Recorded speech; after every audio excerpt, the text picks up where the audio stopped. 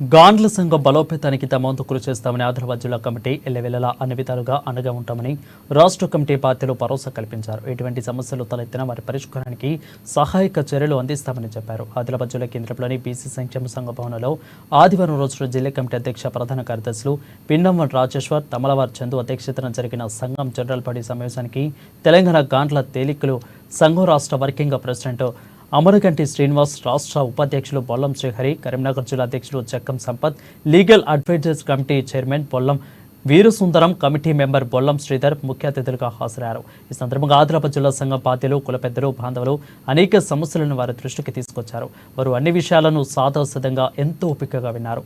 సానుకూలంగా స్పందిస్తూ సమస్య పరిష్కారానికి తమ వంతుగా సాయశక్తులా కృషి చేస్తామని తెలిపారు.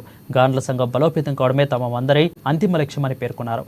ఈ కార్యక్రమంలో రాష్ట్ర కమిటీ ఎగ్జిక్యూటివ్ మెంబరు బీర్కూరు వార్నాకర్, అదేవిధంగా గాండ్ల సంఘం గౌరవ అధ్యక్షులు విలాస్, జిల్లా కోశాధికారి నాగేష్, యువజన సంఘం అధ్యక్షులు ప్రధాన కార్యదర్శులు అసప్పు వార్ ప్రమోద్, బిరూర్కర్ వారు దినేష్తో పాటు కుల పెద్దలు, కుల బాంధవులు పెద్ద సంఖ్యలో పాల్గొన్నారు.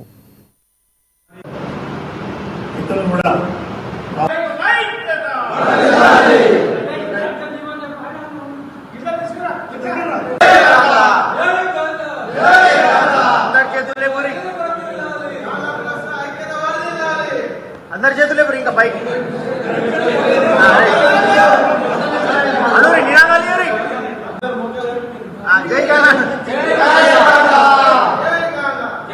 రాష్ట్ర కమిటీ ద్వారా ప్రమాణ స్వీకారం చేసుకున్నాము.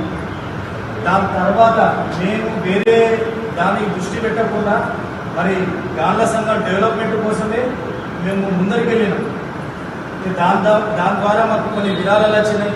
మరి ఇతరులు కూడా రాష్ట్రంలో ఆర్గనైజ్ సెక్రటరీగా, తర్వాత జిల్లాలో కూడా కమిటీ మెంబర్గా జాయింట్ సెక్రటరీగా ఉండడం జరిగింది. నేను మన రాష్ట్రంలో తేవడం ఏంటంటే, ఒక 1948 బిఫోర్ ఒక విషయం ఏం జరుగుతుందంటే, గవర్నమెంట్ ఆయన 9 జరుగుతుంది. ఆ రాజు ఏం చేస్తాడు, అతనికి మరణశిక్షణ తీస్తాడు. ఒక నిమిషం ప్రతి వినండి, ఈ కాన్సెప్ట్ ఎంత బాగుంటుంది.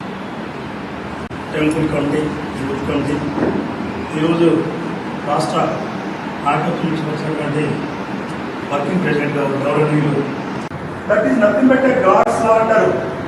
అంటే దేవుని యొక్క చట్టం, దేవుని యొక్క అమలు చేసినటువంటి దాన్ని ఎవరికి హక్కు లేదు. కూర్చోడానికి లేదని నువ్వెవడా, నువ్వు రాజు కావచ్చు, డెత్ సెంటెన్స్ ఇవ్వచ్చు, చంపచ్చు, కానీ కూర్చోడానికి నీకు హక్కు లేదు అని ఆయన రాజు లాస్ట్ ఇక్కడ జరుగుతుంది.